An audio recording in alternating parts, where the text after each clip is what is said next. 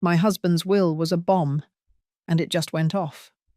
In the deafening silence of the lawyer's office, my son took the mansion, his wife took my life savings, and all I got was a one-way ticket to a mouldy old shack on a forgotten island.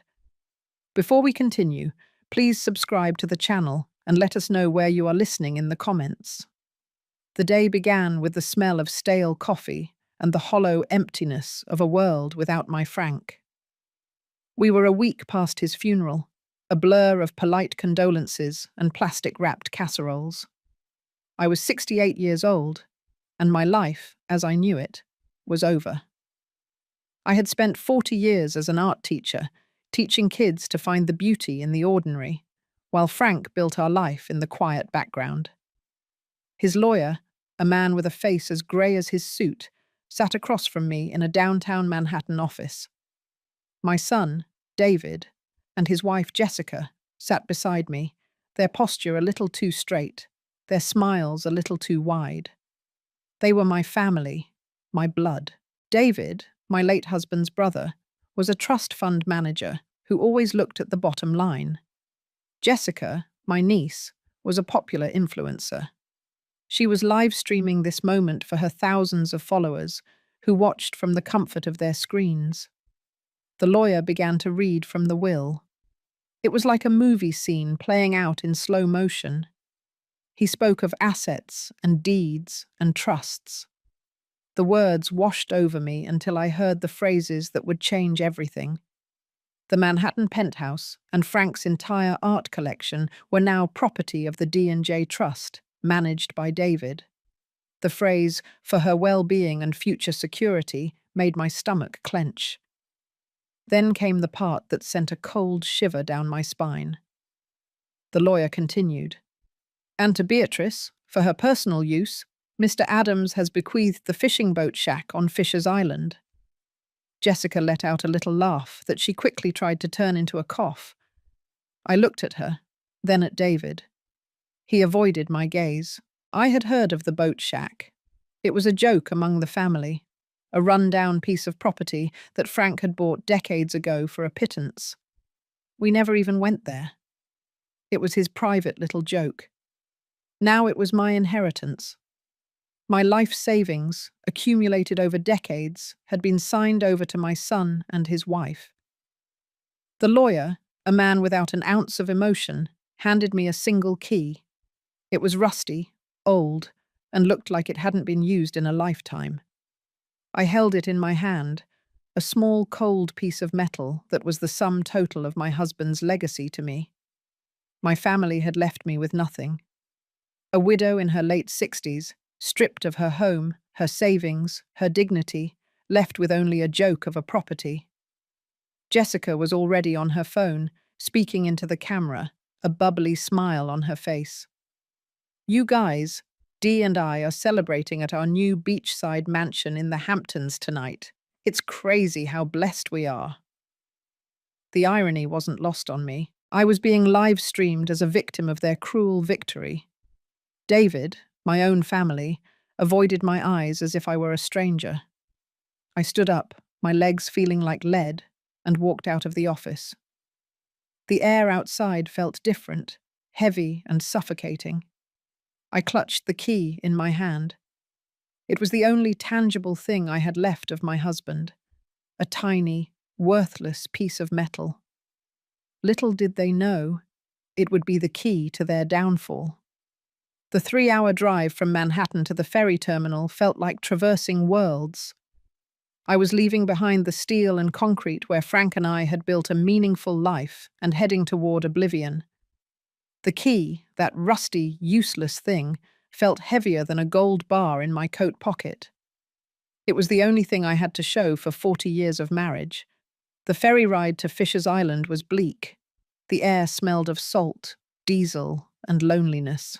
As the boat churned across the Long Island Sound, I watched the coastline shrink, symbolizing the sudden, cruel retraction of my own life. I was 68 years old, a widow, and effectively homeless, banished by my own flesh and blood. David and Jessica had executed their coup with surgical precision, leaving me the laughingstock of their social circle. A taxi dropped me off at the northern cove. The boat shack was less a retreat and more an abandoned relic. It stood hunched by the water, leaning slightly, the salt-weathered wood grey and peeling. It was difficult to imagine Frank, a man of refined taste, ever owning such a neglected structure. A single dark window stared out at the cold, choppy water.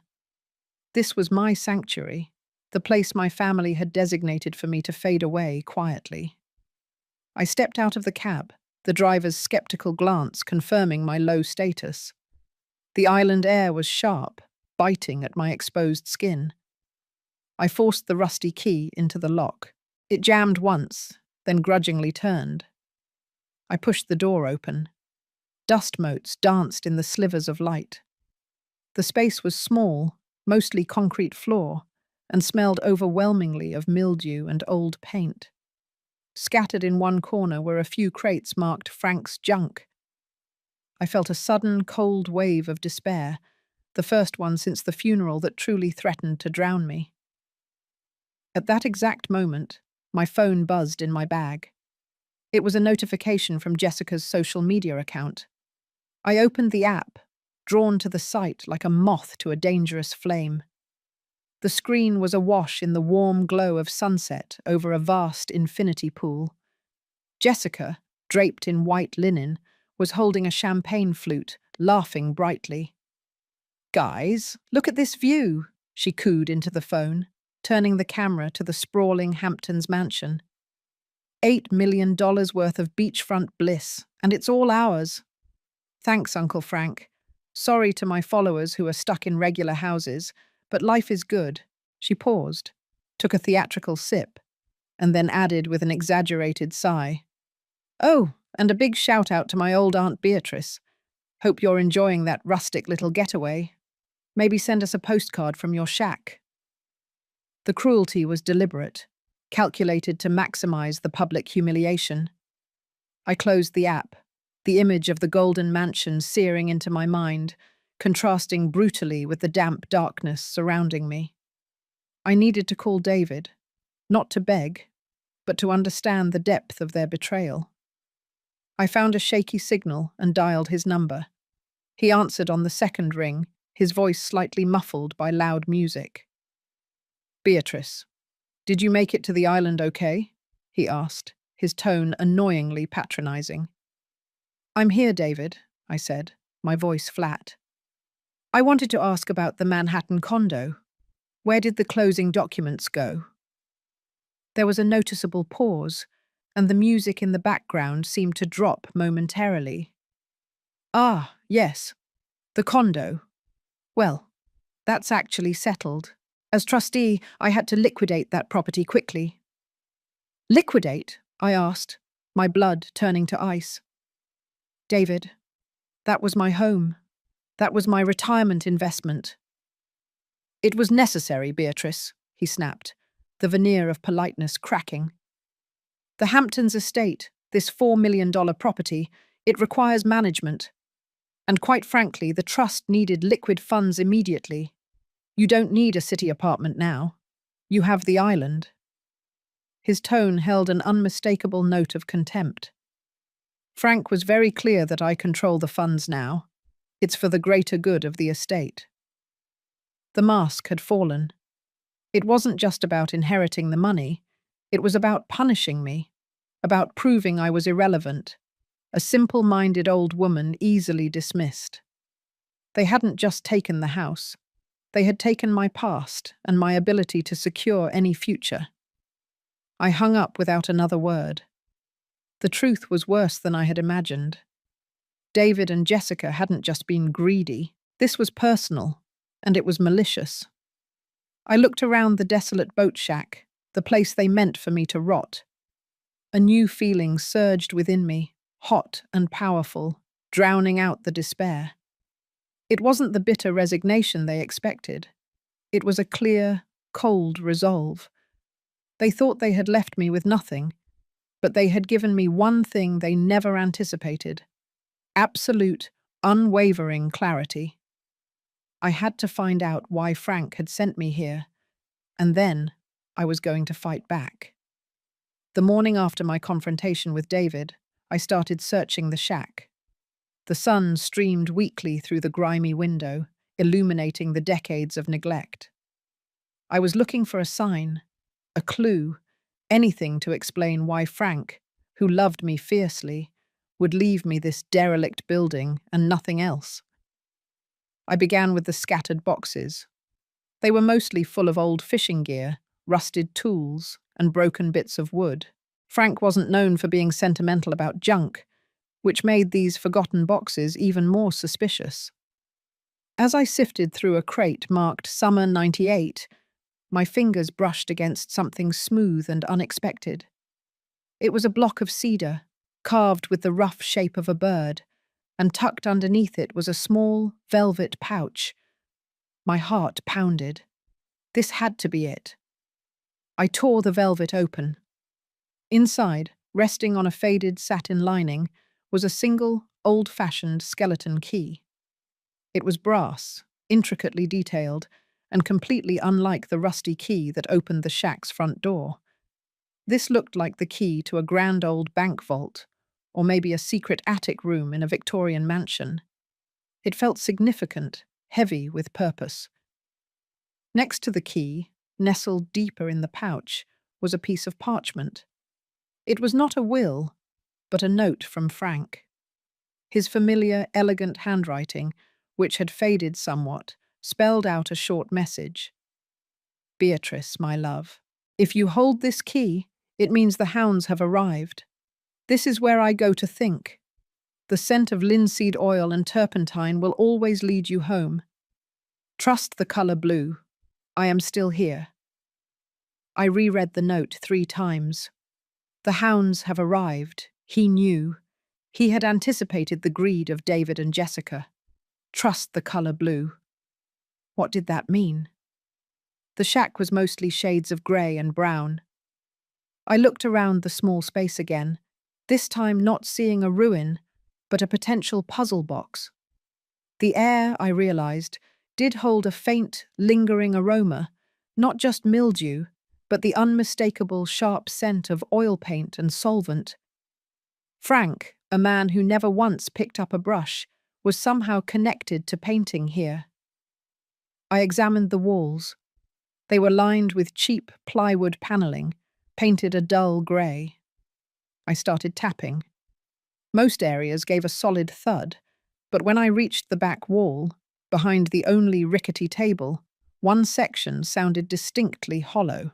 I ran my hand over the rough wood, searching for a seam or a latch. Nothing. Then I remembered Frank's cryptic instruction: trust the color blue. I squinted at the wall. The dull grey paint was peeling badly in this specific spot. Underneath the chipping paint, a small patch of color was visible. It was a faded, deep ultramarine blue. I grabbed an old screwdriver and started scraping away the top layer of grey.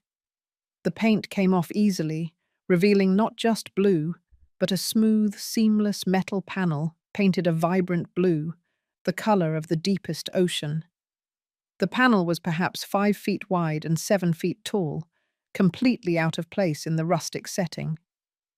I searched the edges of the panel frantically, finally finding a tiny keyhole almost hidden by a protective rubber gasket.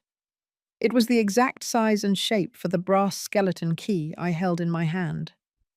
My breathing became ragged. I was holding the key to Frank's truth, the answer to this whole elaborate, cruel game.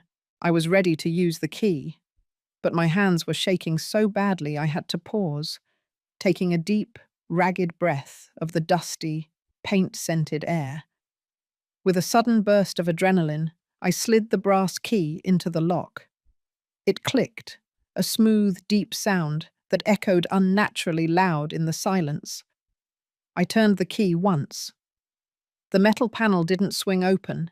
Instead, it began to silently slide sideways, retracting completely into the main structure of the shack wall. I shielded my eyes from the sudden flood of light. Beyond the opening was not another dusty storage space, but a breathtaking modern room. The air was dry, climate-controlled, and clean. This wasn't a shack. It was a carefully constructed vault, and what was inside made me gasp, completely stealing the air from my lungs. The room was Frank's sanctuary, his final project.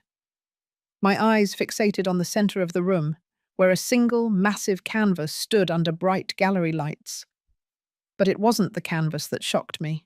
It was what lined the pristine white walls. The room was filled, floor to ceiling, with dozens of the most incredible detailed golden works of art, sculptures of abstract human forms, and complex geometric structures. They weren't just gold-plated. They shimmered with the density of pure metal, catching the light in 1,000 dizzying ways. These weren't Frank's drawings. These were masterpieces worth a king's ransom. This dilapidated boat shack was a secret golden gallery, a hidden studio that must have been his obsession for years. In the center of the gallery, next to a workbench covered in specialized tools, sat another object, a small, sturdy industrial video camera mounted on a tripod, facing the entrance. It was currently blinking with a tiny red recording light. Beside it was a stack of blank-labeled videotapes. I felt a cold dread mix with the disbelief. This was more than just hidden wealth. This was the place where Frank had been truly alive, and where he had left his final, critical messages. The sudden brightness of the secret gallery was blinding, but the sight of the golden sculptures held my gaze. I stepped into the hidden room, the air here silent and dust-free, a stark contrast to the dilapidated boat shack outside. The room was not simply a storage space, it was a sanctuary, a fully functional artist's studio, complete with specialized lighting, temperature controls, and a high-security lock system I hadn't even noticed. Dozens of golden structures lined the walls. They were not conventional jewelry or simple bars of gold, but intricate modernist sculptures that Frank, the man who claimed he couldn't sketch a straight line, had somehow brought to life. Their total value was incalculable. I estimated the raw material alone was easily in the hundreds of millions. This boat shack, this piece of junk they'd laughed at, was the single most valuable piece of property in Frank's entire estate. I walked over to the workbench. The industrial video camera on the tripod was still recording, its red light a small, menacing eye. Beside it, the stack of labeled videotapes confirmed my dread. This wasn't just hidden wealth. This was a documented secret. I carefully stopped the recording and slid the tape out. The label was written in Frank's familiar hand. The Full Confession, Part 1. My hands were shaking again, but this time not from fear or despair, but from a cold, controlled fury. I found a small high-definition monitor and a vintage tape deck tucked neatly beneath the workbench. I threaded the tape. The screen flickered to life. There was Frank, not the frail, dying man from the hospital, but a man in a crisp shirt, sitting right where the camera was now, surrounded by the golden art. His eyes were tired, but his voice, though weak, was clear and determined. "Beatrice, my love," he began, looking directly into the lens, making the moment agonizingly personal. "If you are watching this, it means David and Jessica have won the first round. They believe they have everything, but they have fallen into the trap I set." He paused, taking a slow, labored breath. "They poisoned me, Beatrice. Slowly, subtly, over the last 6 months. They thought I was too old, too sick to notice.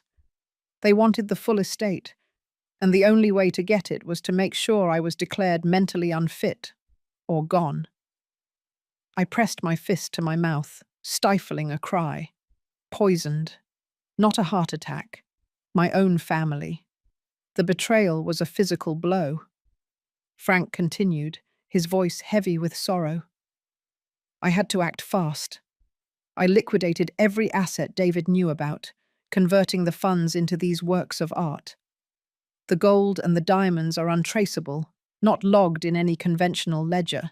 I created an independent shell corporation, the Atlas Foundation, and the ownership of this entire building, the land, and the art inside is legally tied to that foundation. He explained that David, blinded by the perceived value of the Hamptons mansion and the immediate cash from my liquidated apartment, had never bothered to audit the insignificant boat shack. David only saw the $8 million market value of the house, not the complex financial instruments attached to it. Then came the second shock. Frank picked up a thick legal binder. "This Hamptons mansion, Beatrice, it is a poisoned chalice. 6 months ago, I took out a massive line of credit, a $6 million mortgage against the house and the accompanying land. I used that money to establish the Atlas Foundation and invest in a cutting-edge medical technology patent, something revolutionary that David would never have understood." Frank smiled weakly. The new will, the one they celebrated over, bequeathed the mansion and all its legal attachments to David and Jessica. They own the house, but they also own the debt. And the terms of the trust stipulated that any outstanding debts must be settled or refinanced within 6 months of my passing. That deadline is only 4 weeks away. They are celebrating a debt they cannot possibly pay. Tears streamed down my face, but they weren't tears of grief. They were tears of validation and furious resolution. Frank had not abandoned me. He had protected me, and more importantly, he had given me the ultimate weapon. Frank picked up a final object, a small, intricately carved wooden box. "This box contains the final key, Beatrice. It holds the registration documents for the Atlas Foundation and the official deed to the medical patent, which is now worth 10 times the initial investment. You must find a lawyer who is not afraid of David and use this to secure the foundation." He looked directly at the lens, his final words hanging in the air. "They thought they left you to die on this island. They only gave you the key to the tomb of their reputation and the beginning of your greatest project. Do not mourn, Beatrice. Act." The tape ended with a soft click. The silence of the Golden Gallery returned, even heavier than before. The mission was clear. This wasn't just about inheriting wealth anymore. It was about avenging Frank's murder and using his brilliant, complicated trap to destroy the people who had taken everything from us. They had celebrated their temporary victory. Now, the real game was about to begin. I stood there, 68 years old, suddenly an accidental guardian of a massive golden legacy and a murderer's final evidence. The weight of the wooden box in my hands was insignificant, but the weight of the truth it contained was immense. I knew I couldn't trust anyone connected to Frank's old life, especially not the attorneys who had executed the false will. David, as a trust manager, likely had deep, entrenched relationships in the city. I needed an outsider, someone sharp, hungry, and disconnected from the Hamptons elite. I spent the next 2 days in the Golden Gallery, immersing myself in Frank's final testament. I watched all the videotapes. They detailed not only the poisoning, but also the complex layers of the Atlas Foundation and the medical patent. Frank had poured his life's work and all his remaining capital into 2 things: art and a humanitarian technology that David would never appreciate. The 3rd day, I used the shack's ancient satellite internet connection, another carefully installed feature by Frank, to begin my search. I was looking for a young lawyer, someone in New York City with a clean record and a history of tackling corporate fraud. Perhaps one who specialized in pro bono cases or high-risk litigation. That's how I found Maya Sharma. Maya was barely 30, a recent law school star who had opened her own small firm after refusing a lucrative partnership at a major Wall Street firm. Her online profile highlighted a fierce commitment to justice and a history of successfully challenging large corporations in surprisingly complex cases. She wasn't established enough to be bought, and she was certainly smart enough to understand Frank's intricate legal trap. I sent her a cryptic email, using a burner account Frank had set up for me. I have evidence of high-level corporate fraud, a $6 million debt, and a secret inheritance worth 9 figures. I also have a video confession from a dead man. Meet me in Montauk. Bring a non-disclosure agreement. It was a bait and switch. Any sensible lawyer would delete the email. But Maya responded within 2 hours. I'm intrigued. Tomorrow at noon, Montauk Point Lighthouse parking lot. I met her the next day. Maya was wearing a simple blazer, her expression cautious but keenly intelligent. I had dressed in an old, unflattering tracksuit, leaning into the image of the poor old aunt they all expected. We sat in my rented car, the wooden box resting between us. After a few minutes of guarded conversation, I slid the box toward her. "What is this?" she asked. "This," I said, my voice low and steady, "is the Atlas Foundation and the future of David and Jessica." I gave her the bare minimum. My name, the fact that David and Jessica had manipulated the will, and that Frank had left me a boat shack that was actually a secured vault. Then I handed her the first piece of evidence, not the video, but the financial ledger proving the $6 million lien on the Hamptons mansion. Maya's eyes, which had been skeptical, widened as she scanned the documents. The numbers didn't lie. Frank had used a series of intricate cross-border holding companies to secure the massive loan, an action that was legally binding but totally invisible to anyone not looking for it. "This is aggressive," Maya whispered. "If this is real, the Hamptons property is a ticking time bomb. They're sitting on $8 million in assets, with $6 million in immediate liabilities. Why didn't they see this?" "Because David is blinded by arrogance and Jessica only sees Instagram filters," I explained. "They assume Frank's will was final and clean. They never checked the fine print on the property deed, believing David's own trust department handled everything." I then told her about the golden art, the vault, and the video confession. I did not give her the tapes yet. Frank had taught me to always hold the final card. "My mission," I told her, leaning in, "is twofold. First, to secure the Atlas Foundation and the medical patent, which is the real legacy. Second, to use the debt as a weapon. They stripped me of my home. I want their reputation destroyed, and I want them to lose everything publicly. I want the world to know the truth about what they did to Frank." Maya leaned back, her mind clearly racing through the legal implications. "This is a criminal case, hidden inside a massive civil inheritance suit. We can use the debt to force a quick sale of the house, which would ruin David's reputation in the financial community. But to prove the poisoning and secure the foundation, we need more than just this ledger." "You get me the legal protection for the foundation, Maya," I replied, my eyes locked on hers. "And I will give you the gold, the patent, and the video proof of murder." It was a high-stakes gamble. Maya looked at the wooden box, then at the vast, intimidating ocean behind me, and finally back at me. A slow, predatory smile spread across her face.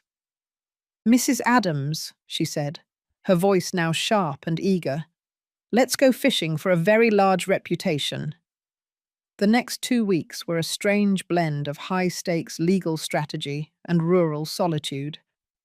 I remained on Fisher's Island, playing the part of the grieving, forgotten widow, while Maya, back in the city, began quietly assembling the case against David and Jessica. Our primary goal was to secure the Atlas Foundation and the medical patent before the 4-week deadline on the $6 million mortgage arrived. My immediate task, assigned by Maya, was to secure every piece of physical evidence in the Golden Gallery and, most importantly, to finalize the key piece of public manipulation, the socialized revenge. David and Jessica, meanwhile, were operating under the delusion that they were untouchable. They hadn't tried to contact me since my terse call to David. They were too busy enjoying their newfound wealth, and in Jessica's case, documenting every opulent detail for her social media followers. Her channel, usually dedicated to beauty tips, had morphed into a tasteless showcase of excess. Hampton's Mansion Life, my new $8 million kitchen. It was time to give her something new to talk about. One rainy afternoon, I received a secure message from Maya. She had filed the preliminary paperwork to legally recognize the Atlas Foundation and had placed a temporary injunction on the sale of Frank's golden art, citing discrepancies in estate appraisal. The legal maneuver was subtle enough not to trigger David's immediate alarm bells, but enough to give us leverage. "Now for the fun part, Beatrice," Maya's message read. "We need to make David and Jessica look like the fools they are, publicly and without them even knowing they are being mocked. You need to start your own channel." The idea felt absurd. A 68-year-old former art teacher launching a YouTube channel to fight her greedy family. But Frank's art was my weapon, and the video camera was already set up. I created a new channel, calling it The Last Project, referencing Frank's final testament. I decided on a persona, a quiet, dedicated artist suddenly compelled to share her hidden world. My first video was short, intentionally grainy, and deeply focused. It was a close-up of my hands, old and wrinkled, meticulously dusting one of Frank's complex golden sculptures. I never showed my face or the full studio. The lighting was dramatic, focused only on the geometric shapes of the gold, catching the light in mesmerizing ways. My voiceover, slow and deliberate, was the only sound. They say artists are defined by what they leave behind. My husband, Frank, he never wanted recognition. He just wanted to create. They took his life, but they won't take his final work. The accompanying text was even more cryptic. "A private collection, decades in the making. The world will see soon. The Last Project. Golden Legacy." I posted it and immediately felt a rush of adrenaline. It wasn't about the views yet. It was about the bait. Less than 24 hours later, Jessica took the bait hook, line, and sinker. Jessica's follower count was huge, so she was constantly looking for content. She saw the hashtag and the mysterious gold. She must have assumed some rival influencer or a distant cousin was trying to create a viral trend. She posted an Instagram story, dripping with sarcastic amusement. She was standing in her massive Hamptons foyer, pointing her phone at an expensive, brightly colored abstract painting she had just bought. "Okay, followers, I keep seeing this cringe hashtag, The Last Project," she said, rolling her eyes dramatically. "Honestly, what is this? Some dusty old garage sale art? Honey, if it's not dripping in diamonds and hanging in a $1 million house, it's not a legacy. It's a hobby. Focus on the real gold, people." She then panned to her diamond-encrusted watch. "This is legacy." It was the perfect response. She had publicly dismissed Frank's life's work as a cringe hobby. With Jessica's public scorn now circulating, I posted my second video. This one was even more focused. It showed the camera tracking slowly along the surface of one golden sculpture, revealing the intricate carving and the pure, dense quality of the metal. The voiceover was short. "Beauty speaks for itself. Value does too." I ended the video with a direct, though hidden, retort to Jessica's post. When you focus on the surface, you miss the depth. What looks like dust is often pure gold. The video went mini-viral, not because of its content, but because Jessica's massive fan base, many of whom were tired of her endless bragging, started sharing it as a quiet, aesthetic rebellion against her materialism. They didn't know the woman behind the camera was the very aunt Jessica was mocking. They only saw a mysterious, beautiful art project. Jessica was completely oblivious to the setup. She thought she was winning the online game, but she had just used her vast platform to amplify the very secret that would soon destroy her. The stage for the public downfall was set. All we needed now was the legal hammer to drop. The 4-week deadline was approaching fast. David and Jessica were still oblivious to the $6 million debt, sipping champagne in their mortgaged prison. The clock was ticking down to the mortgage deadline. David and Jessica were still blissfully unaware of the financial landmine ticking beneath their Hamptons paradise, too preoccupied with their lavish lifestyle and the upcoming summer of success party they were planning. Maya, my brilliant young lawyer, had been silent for 2 days, and that silence was more nerve-wracking than any loud argument. Then, late one Thursday night, a message came through our encrypted communication line.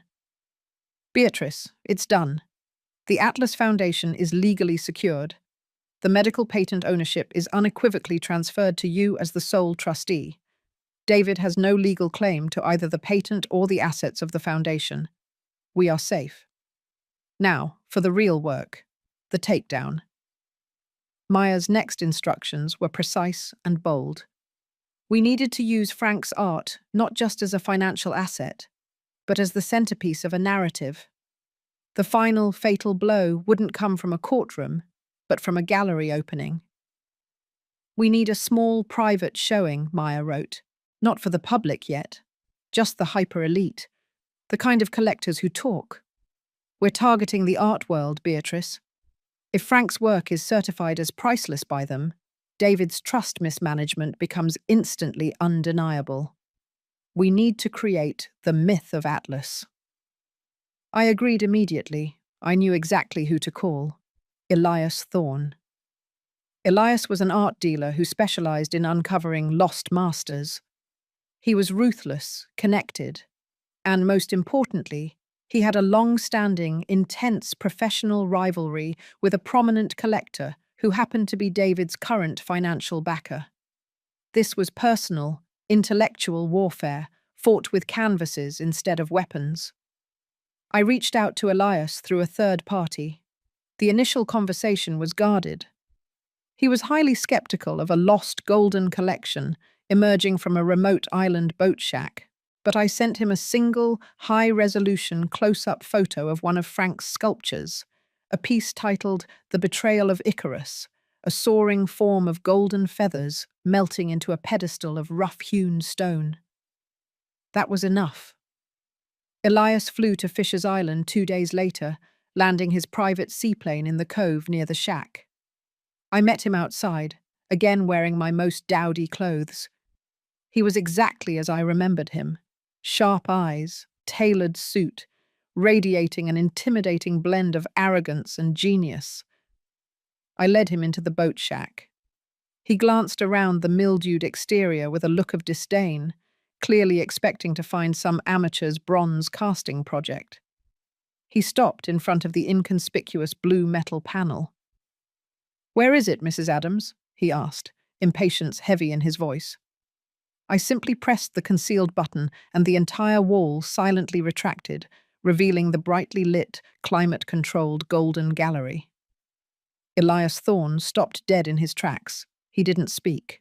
He walked past me, his eyes wide, almost hungry, absorbing the dozens of glistening sculptures.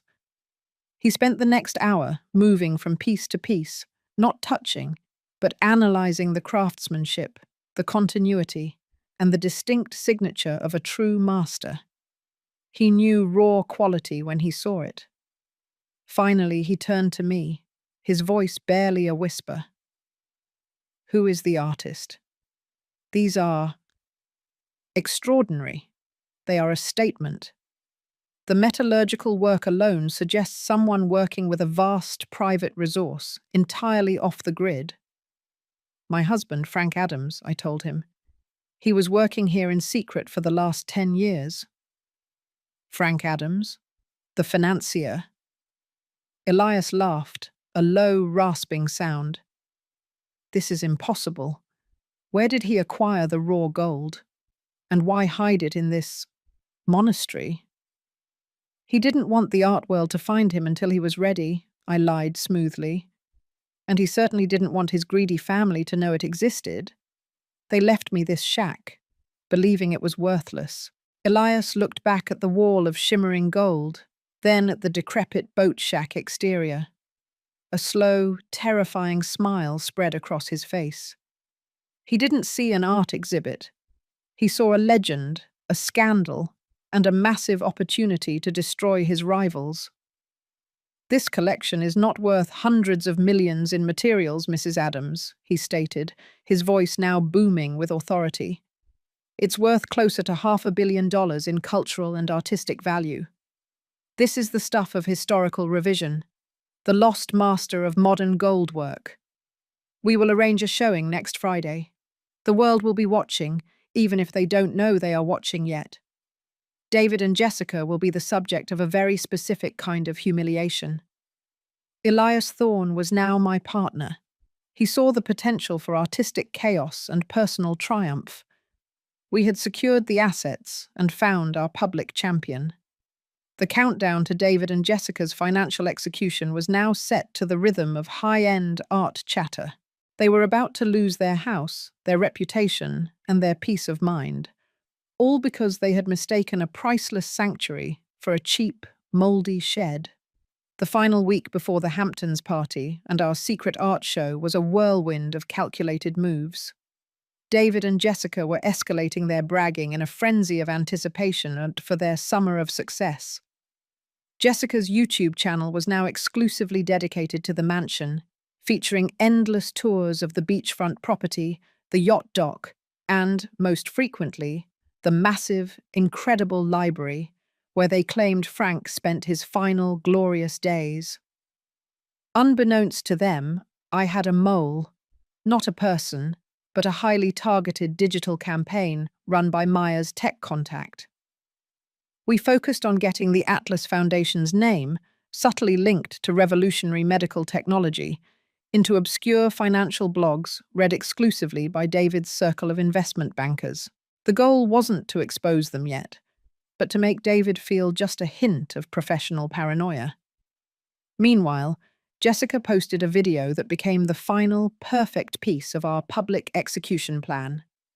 It was titled, "My New Masterpiece, Out with the Old, In with the Gold." In the video, Jessica, dressed in an atrocious gold lame outfit, swaggered through the mansion, pointing out the tasteful, classic European furniture Frank and I had collected over decades. "Look at this dated velvet monstrosity," she chirped, kicking a beautiful antique chaise lounge. "Going to the dumpster, and this old, sad portrait of Frank's third cousin twice removed." She tore a beautiful old landscape painting, a modest but genuine work, off the wall and tossed it carelessly onto a pile. "Out. We need chic, modern, relevant art. Our style is the real legacy."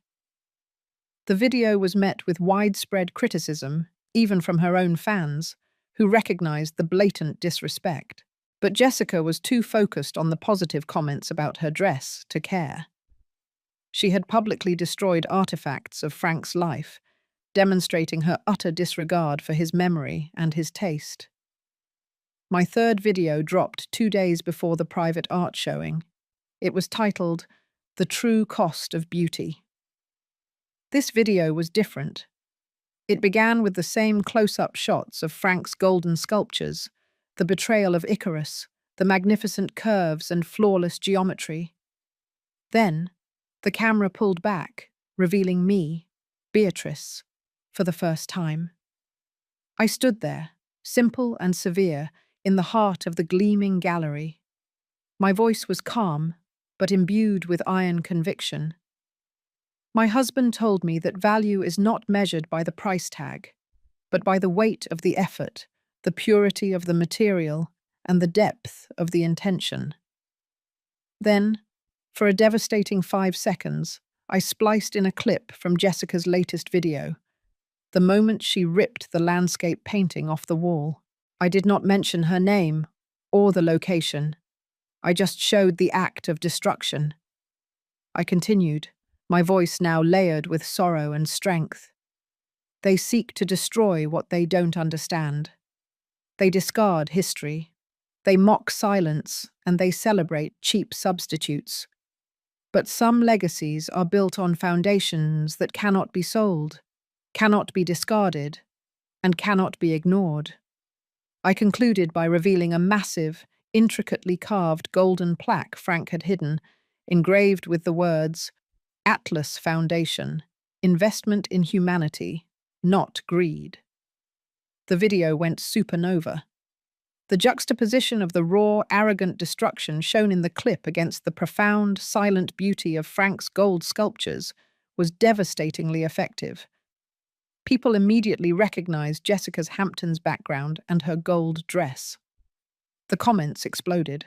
The hashtag, the true cost of beauty, started trending, with thousands speculating about who this quiet, powerful old woman was and what the connection was to the arrogant influencer who hated old art.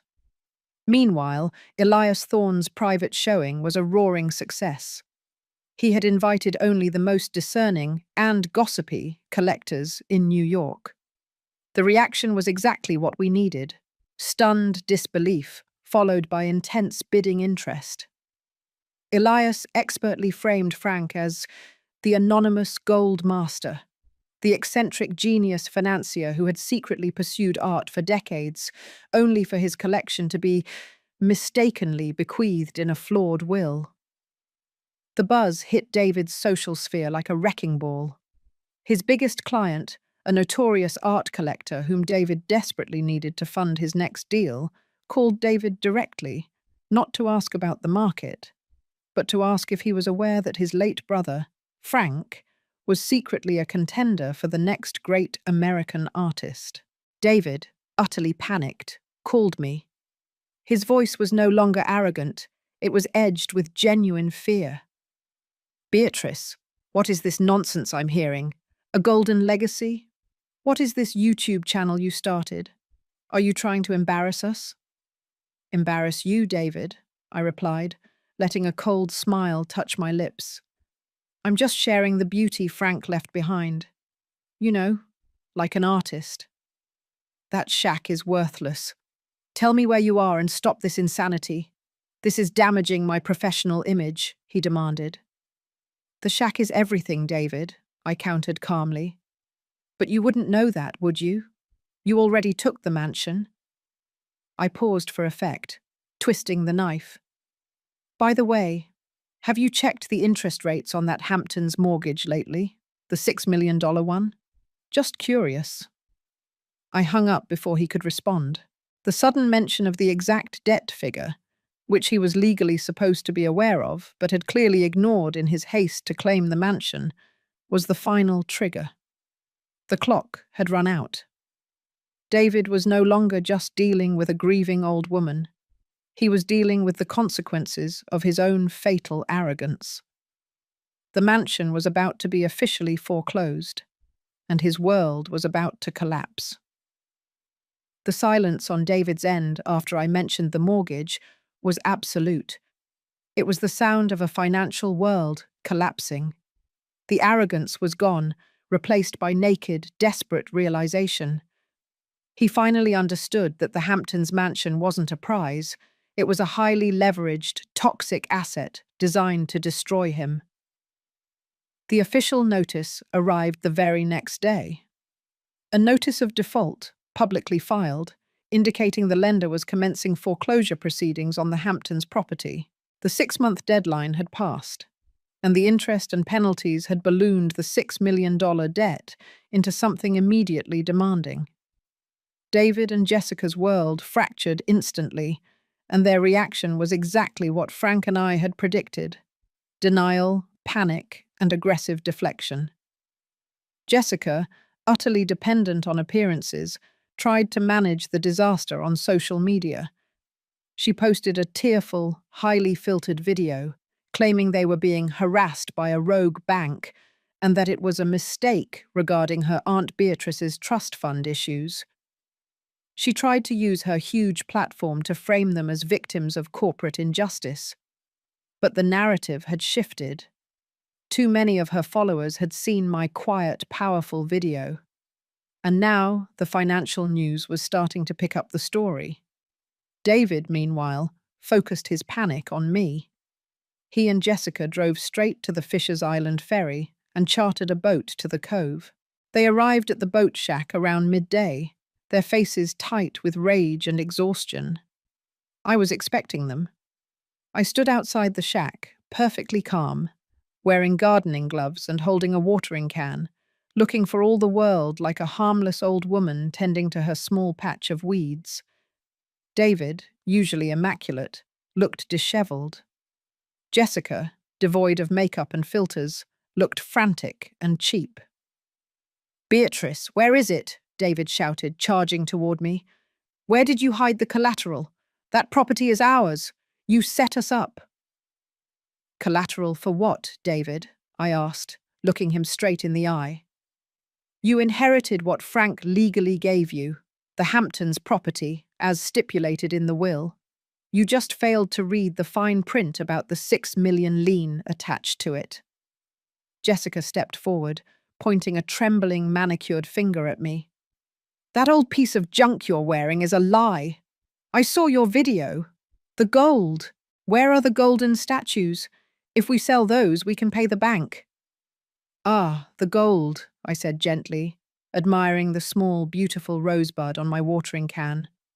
"That gold belongs to the Atlas Foundation, a separate entity, completely legally divorced from Frank's personal estate, which was liquidated and established 6 months ago. David, you failed to audit that asset because you believed this shack was worthless. You failed as a trustee." David stared at the dilapidated shack, then back at me. You tricked us. This was Frank's revenge, wasn't it?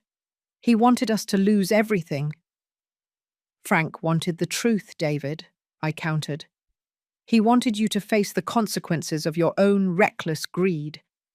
And by the way, the Foundation's primary investment, a medical patent that will save countless lives, is now worth over $50 million. But again, that's not your concern. It's mine." Jessica, realizing the full scope of the disaster, let out a high-pitched wail. "This isn't fair. That house, that image, that's my life. You can't let us lose it. Your family." "Family," I scoffed. "Family doesn't poison a loved one to seize his assets. Family doesn't liquidate a widow's home and then mock her publicly." David's panic turned back to calculated menace. He lowered his voice. "We can still fix this, Beatrice. I can claim mental incompetence for you. We can invalidate the Atlas Foundation. I'm going inside that shack, and I'm taking that gold." He lunged toward the front door. I didn't move. "Be careful, David," I warned. "That shack is technically the property of the Atlas Foundation, which is legally represented by Maya Sharma. Any attempt to trespass, violate the security, or steal assets will be met with immediate criminal charges." He ignored me, pulling hard on the rusty door handle.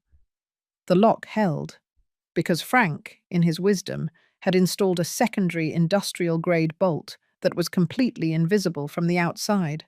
"It's locked!" David roared, kicking the rotten wood of the door. Jessica rushed over, tearing at the windows. "The windows! Break the windows!" They were so focused on the front of the shack, the worthless part, that they completely forgot the smooth, blue metal panel on the side, disguised as a painted wall.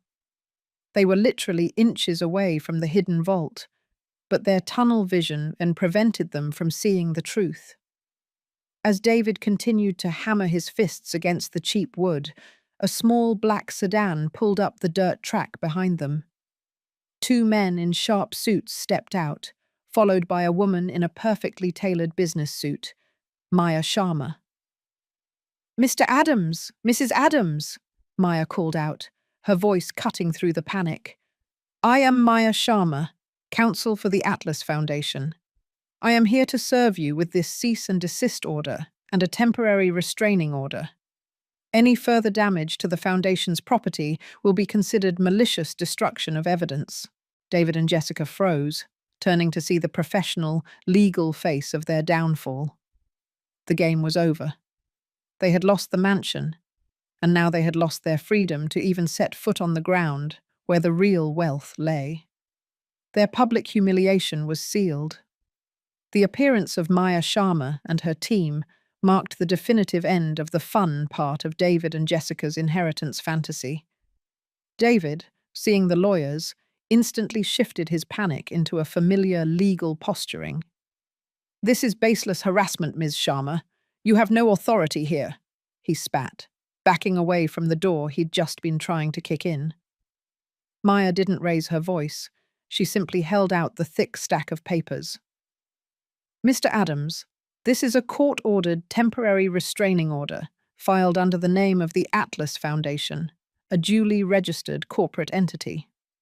It prohibits both of you from approaching the physical location of the Foundation's primary assets, currently located within this structure. Furthermore, the bank has officially filed foreclosure notice on the Hamptons property. You have 4 days to vacate." Jessica let out a choked gasp, clutching David's arm. 4 days? David, what about the party? The Summer of Success party is Saturday. "You won't be having any party at that address, Jessica," Maya said, a hint of steel in her tone. "It is now under the bank's jurisdiction. I suggest you focus on finding new accommodations and perhaps a new criminal defense attorney." David's face went white. The word criminal pierced his financial armor. He knew I had something more than just a real estate claim. "What is she talking about, Beatrice?"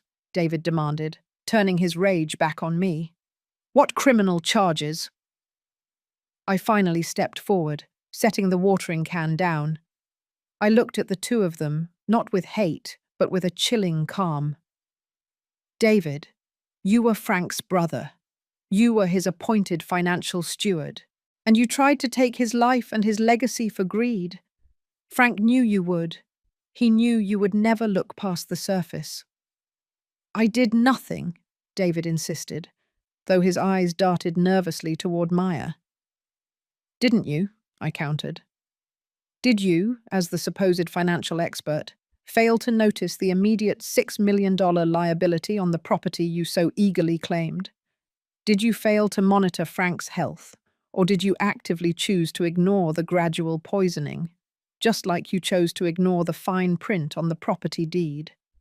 The difference between a simple, honest will and a calculated, malicious theft is intention, David, and I have proof of your intentions. I didn't produce the tape. I didn't need to. The fear in David's eyes was the proof. He was a cornered animal, realizing the trap wasn't the debt. The trap was the documented truth. Maya then delivered the final, decisive blow to David's career. "Mr. Adams, a report has been filed with the Financial Industry Regulatory Authority detailing your alleged gross mismanagement of the Frank Adams Estate Trust, specifically regarding the unauthorized liquidation of Mrs. Beatrice Adams's personal assets and your failure to disclose the Atlas Foundation's existence to your major clients. Your professional reputation is currently under review." David crumpled. The loss of his professional standing, the very thing he valued more than his marriage or even his life, was the ultimate defeat. The loss of the mansion was devastating. The loss of his reputation was irreversible. Jessica, realizing the audience for her life story was rapidly turning hostile, started screaming into her phone, attempting to live stream the chaos. "This is a setup. This crazy old woman is trying to ruin us. She's mentally unstable." But I was ready for her. I walked over to the side of the boat shack, pressed the subtle button, and the blue metal panel silently recessed into the wall. The brilliant light of the golden gallery spilled out onto the dusty ground. The sight of dozens of priceless, shimmering gold sculptures, geometric, powerful, and obviously not the work of an unstable old woman, was breathtaking. I turned the camera on myself, taking control of Jessica's own live feed. "My name is Beatrice Adams," I said, my voice resonating with Frank's unwavering conviction. "They call this a crazy old woman's shack, but my late husband, Frank Adams, called it his sanctuary. This is the art he created for 40 years, the wealth he saved from their greed, and the legacy they almost stole." Jessica's feed was flooded with comments. "OMG, the gold is real. That shack is worth billions. She's the artist from #The True Cost of Beauty." Their last defense, the claim of my mental incompetence, was shattered by the brilliance of Frank's secret gallery.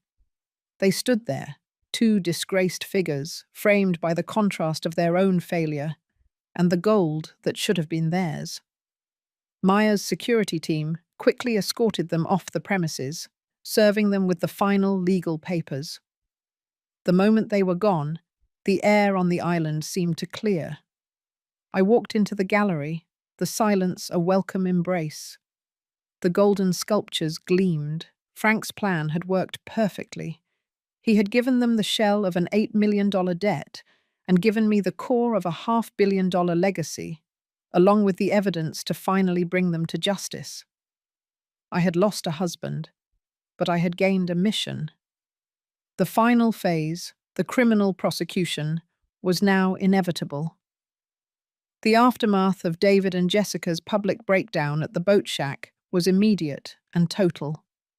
Within 72 hours, they were officially locked out of the Hamptons mansion. The foreclosure process was swift and merciless. They were forced to move into a tiny, overpriced rental apartment in the city, the only place they could afford after David's assets were frozen, pending the FINRA investigation. Jessica's YouTube channel, once a beacon of aspirational luxury, became a pit of toxic comment threads and rapid subscriber loss. My life, conversely, was transforming. The $6 million debt had been the trigger, but the Atlas Foundation was the true victory. With the art and the medical patent secured, I worked with Maya to implement Frank's vision.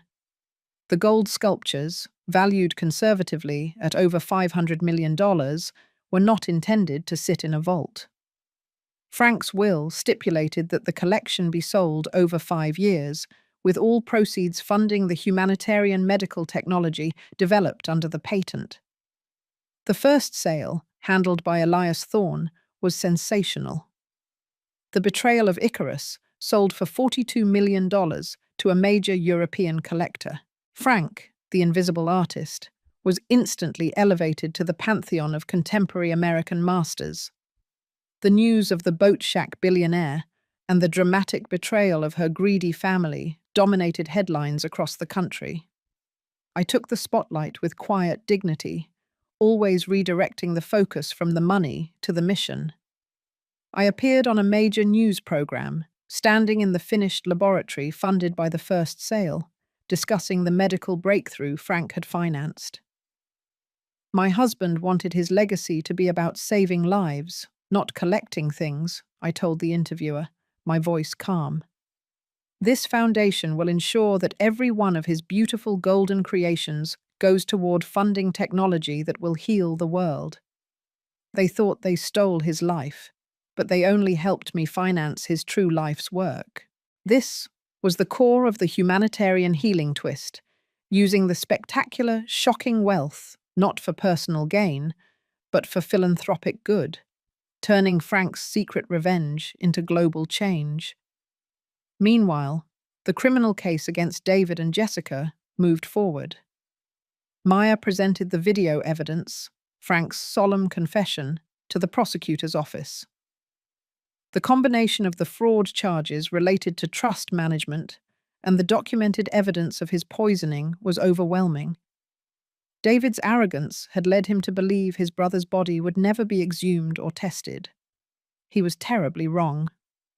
Frank had meticulously prepared the evidence, even guiding me to a private, time-stamped medical report hidden within the boat shack vault that detailed his declining health and suspected toxin exposure. The day of the preliminary hearing, David and Jessica looked unrecognizable. The sheen of entitlement was gone. David, pale and drawn, was trying desperately to save his financial career. Jessica was preoccupied with the media circus. I decided to attend.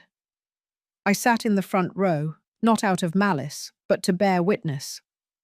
During the hearing, the prosecutor introduced the first piece of evidence, the video confession. The courtroom was hushed as Frank's tired, resolute voice filled the room, describing the slow, agonizing realization that his own brother and niece were killing him. When the tape concluded, Jessica burst into loud, hysterical sobs, and David simply stared straight ahead, rigid with the knowledge that his fate was sealed. Their lawyers, realizing the impossibility of defending the poisoning charge, immediately shifted to negotiating a plea on the fraud and attempted murder charges. The court process was long and messy, but the outcome was certain. They would face significant prison time. Later that week, I went to the dilapidated Hamptons mansion, which was now empty and owned by the bank. I wasn't there to gloat, but for one specific, quiet reason. I had received a letter from Frank's primary lender, informing me that since the Atlas Foundation was now financially solvent and had paid off the initial $6 million mortgage as a gesture of goodwill to the community, the property would be sold at a public auction at a greatly reduced price. I smiled. Frank's plan had always been 2 steps ahead. The bank was desperate to unload the property quickly, now that it was tainted by scandal. I placed a single, anonymous bid through Maya. The bid was ridiculously low, less than half the appraised value. Given the urgency and the controversy, the bank accepted. I bought back the Hamptons mansion. I stood on the beachfront balcony, the crisp ocean air whipping my hair. This house, the symbol of their greed and my suffering, was now mine again, but I had no intention of living there. My home was still the quiet, unassuming boat shack on Fisher's Island, the place where Frank's true heart resided. I had one final symbolic act to perform, completing Frank's vision of justice. The house was mine, and I knew exactly what I was going to do with it. A year passed. David and Jessica had received their sentences. David, for the complex financial fraud and the conspiracy to conceal evidence of his brother's poisoning, was serving 8 years. Jessica, due to her involvement in the public humiliation and aiding the fraud, received 2 years probation and mandatory community service. Justice had been served, but the bitterness in my heart had slowly begun to fade, replaced by the profound sense of purpose Frank had gifted me. The Hamptons mansion, the symbol of their undoing, stood magnificently on the shore, but its purpose had fundamentally changed. I didn't tear it down, I transformed it. Working with the Atlas Foundation Board, I dedicated the mansion to become the Frank Adams Center for Creative Healing, a retreat for artists and innovators dealing with chronic illness, mirroring the very medical field Frank's patent supported. The sprawling rooms, once filled with David and Jessica's empty parties, were now vibrant with workshops, studios, and hope. One afternoon, I was at the center, overseeing the installation of a new bronze plaque, when Maya called. "Beatrice, I have something for you," she said. "It's from Jessica. She sent it from her community service placement at a women's shelter." I hesitated. I hadn't heard from them, nor did I want to. "Did she try to contact me directly?" "No," Maya confirmed. "It was sent through my office. It's a small box." I told Maya to mail it to the boat shack. Later that week, back in the quiet sanctuary of Fisher's Island, I opened the box. It wasn't full of demands or bitter accusations. It contained a small, handmade wooden bird carving, similar to the cedar block I had found when I first arrived at the shack. It was crude and slightly rough, but there was a genuine effort in it. Tucked beneath the bird was a short note written on the back of a small, blank thank you card. "Aunt Beatrice," the note read, I know words can't fix what I did to you or to Uncle Frank. I see now how hollow that mansion was and how real that little shack is. The boat shack was never worthless. It was only invisible to me. I'm sorry. It was simply signed, Jessica. I held the small carving, turning it over in my hands. It wasn't an apology for the money, but for the blindness. It was a sign that perhaps, through the ashes of their spectacular downfall, some small human seed of understanding had managed to sprout. Forgiveness wasn't for them, it was for me. Frank had achieved his revenge, but more importantly, he had initiated my healing. I realized that my final act wasn't to punish them further, but to embody the grace Frank always possessed. I didn't reply to Jessica directly. Instead, I had Maya arrange an anonymous donation to the women's shelter where Jessica was serving, a donation specifically allocated for their art therapy program. It was a silent acknowledgement, a gesture that allowed for redemption without erasing the consequences of their actions. My days settled into a peaceful routine. I spent my mornings managing the Atlas Foundation's projects, and my afternoons tending the small garden I had cultivated outside the boat shack. The shack itself remained unchanged on the outside, a testament to the fact that appearances often deceive. But inside, the Golden Gallery was now a place of inspiration, a reminder of Frank's incredible love, resilience, and brilliance. One evening, as the sun dipped below the horizon, turning the boat shack a deep, warm gold, I stood at the threshold of the hidden gallery. I had started this journey as a heartbroken widow, banished to a forgotten corner of the world. Now, I was the guardian of a powerful, benevolent legacy. I reached out and gently slid the blue metal panel shut, locking Frank's secrets securely inside. The shack looked like a shack again, silent and unassuming. I had been left for dead on the island, but instead I had discovered the greatest treasure, the capacity to turn profound grief and betrayal into monumental good. The light of Frank's final project had brought true light back into my life. The golden legacy was secure, and I was finally truly home. This is where Beatrice's journey ends, but the story of the Atlas Foundation is just beginning. What did you think of Frank's master plan? Was the debt a fair price for David's betrayal? And do you think Jessica is truly capable of change? Let me know your thoughts on this complex kind of revenge and healing.